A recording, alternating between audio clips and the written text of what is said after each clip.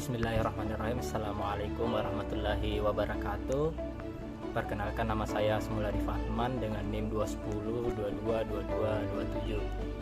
Saya dari kelas eksekutif 1 Administrasi Publik di Universitas Muhammadiyah Sinjai, di mana mata kuliah yang saya paparkan terkait governance digital, dan adapun tema yang saya angkat adalah terkait meningkatkan partisipasi publik melalui tata kelola digital, mengelola keluhan pemerintah dengan lebih efektif, dan tata kelola digital dan korupsi, bagaimana di dunia digital menghadirkan akuntabilitas dan transparansi pada sektor publik. Pengantar mengenai tata kelola digital dan partisipasi publik. Partisipasi publik merupakan prinsip fundamental dalam tata kelola yang baik. Dalam konteks pengelolaan pemerintah, partisipasi publik mengacu pada keterlibatan dan kontribusi warga dalam proses pengambilan keputusan.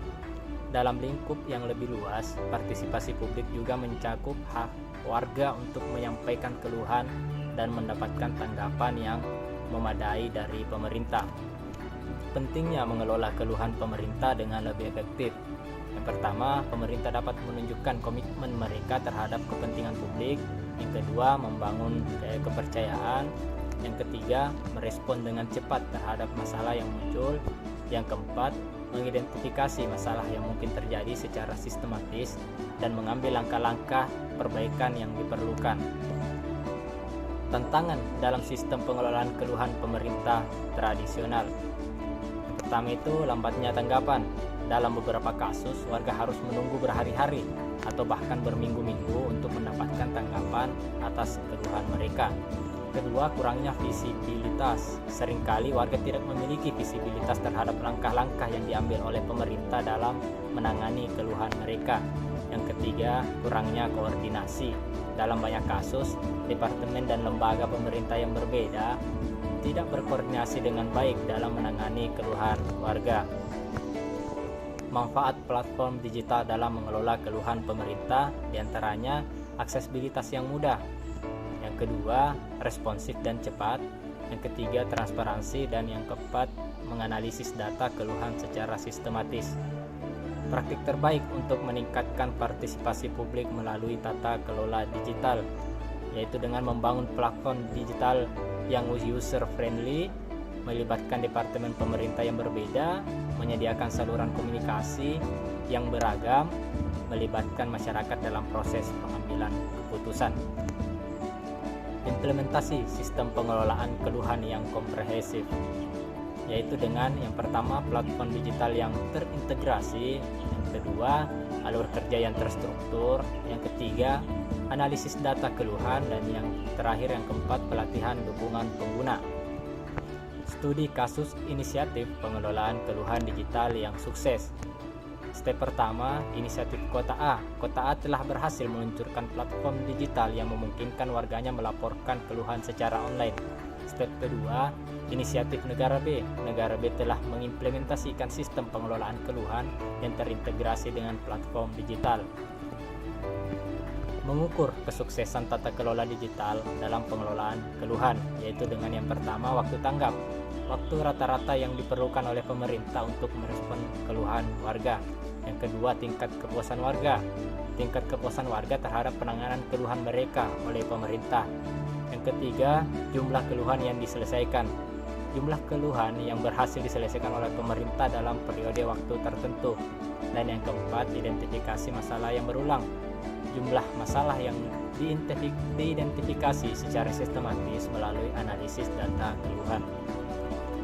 Prospek masa depan partisipasi publik dalam pengelolaan pemerintah melalui platform digital.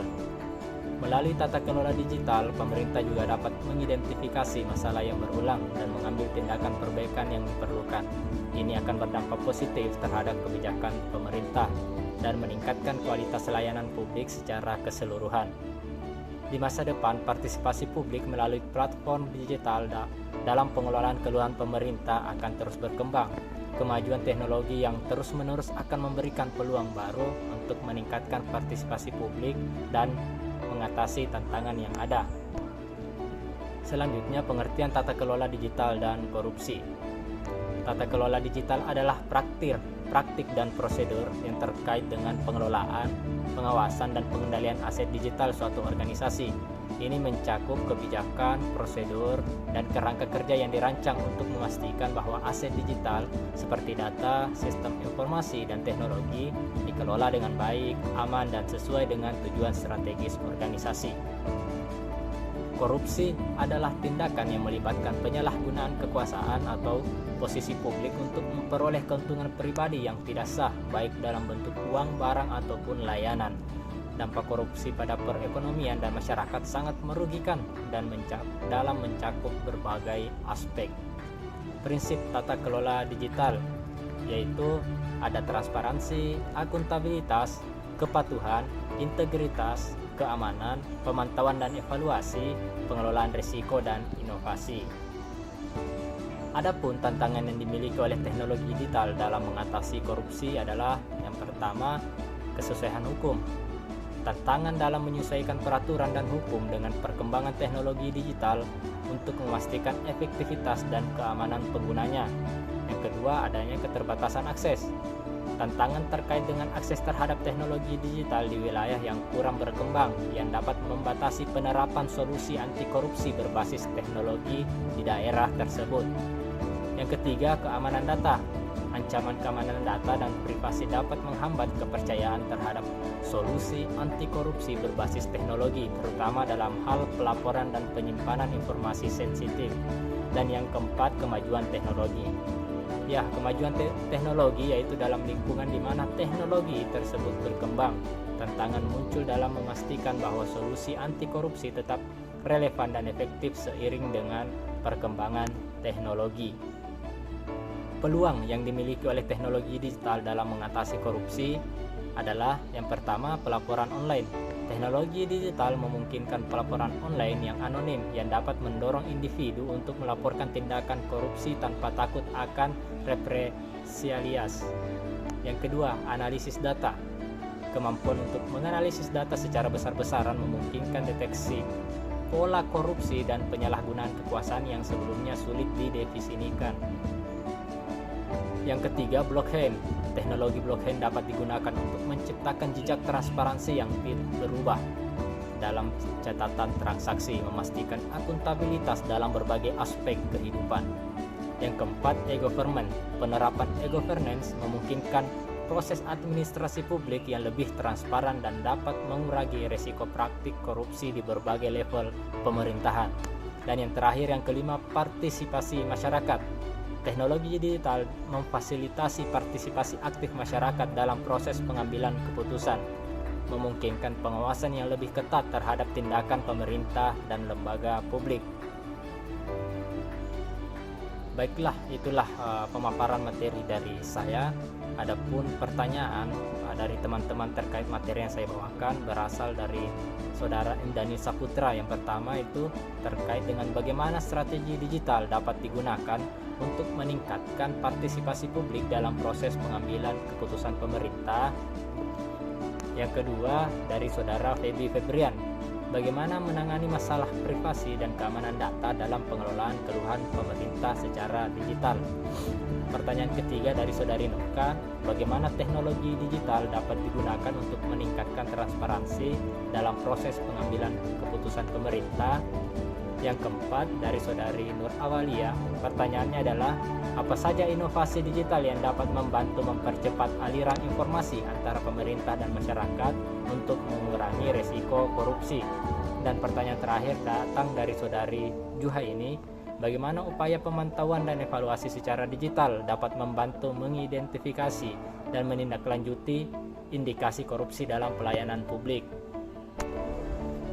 Adapun jawaban dari pertanyaan atas Saudara Daniel Saputra, yakni ada beberapa strategi digital yang dapat digunakan untuk meningkatkan partisipasi publik dalam proses pengambilan keputusan pemerintah. Yang pertama itu dengan melakukan platform partisipasi publik online, yakni membangun platform online yang memungkinkan warga untuk berpartisipasi dalam diskusi, memberikan umpan balik, dan memberikan masukan mereka terhadap kebijakan dan program pemerintah. Selanjutnya bisa memanfaatkan platform media sosial untuk menyebarkan informasi tentang isu-isu pemerintahan, mendengarkan masukan dari warga, dan berinteraksi langsung dengan mereka. Dengan beberapa strategi ini, pemerintah dapat menciptakan lingkungan yang lebih terbuka dan inklusif yang memungkinkan partisipasi publik lebih besar dalam proses pengambilan keputusan.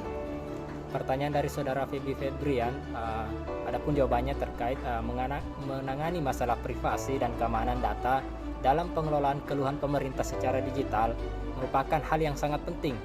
Adapun beberapa langkah yang dapat diambil untuk mengatasi masalah tersebut, yaitu dengan penerapan standar keamanan data. Pemerintah harus mengadopsi standar keamanan data yang ketat untuk melindungi informasi pribadi yang dikumpulkan dari warga. Ini termasuk enkripsi data, autentifikasi ganda, dan penggunaan protokol keamanan yang ketat. Selain itu, bisa juga melakukan audit keamanan dan kepatuhan. Melakukan audit keamanan dan kepatuhan secara berkala untuk memastikan bahwa sistem dan proses pengelolaan data memenuhi standar keamanan dan privasi yang ditetapkan. Dan selanjutnya, pendidikan dan kesadaran pengguna. Melakukan pendidikan dan pelatihan kepada staf dan pengguna tentang pentingnya privasi dan keamanan data, serta tindakan yang harus diambil untuk melindungi informasi pribadi. Selanjutnya, pertanyaan dari saudari Nurka, adapun jawabannya adalah terkait digital memiliki potensi besar untuk meningkatkan transparansi dalam proses pengambilan keputusan pemerintah dengan berbagai cara. Berikut adalah beberapa contoh bagaimana hal itu dapat terjadi.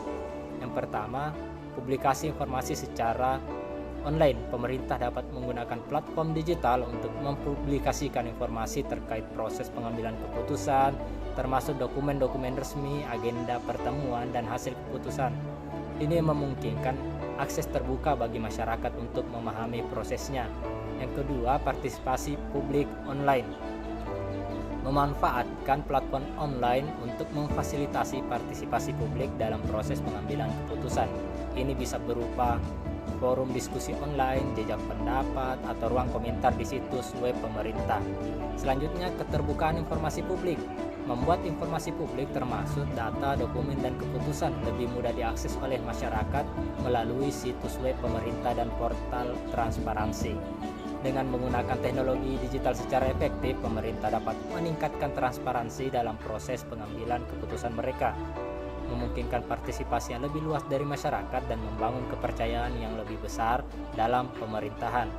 Selanjutnya, jawaban dari pertanyaan saudari Nur Awalia adalah ada beberapa inovasi digital yang dapat membantu mempercepat aliran informasi antara pemerintah dan masyarakat serta mengurangi risiko korupsi, yaitu dengan aplikasi pelaporan korupsi, pengembangan aplikasi seluler yang memungkinkan warga untuk dengan mudah melaporkan korupsi atau perilaku yang mencurigakan kepada pihak berwenang.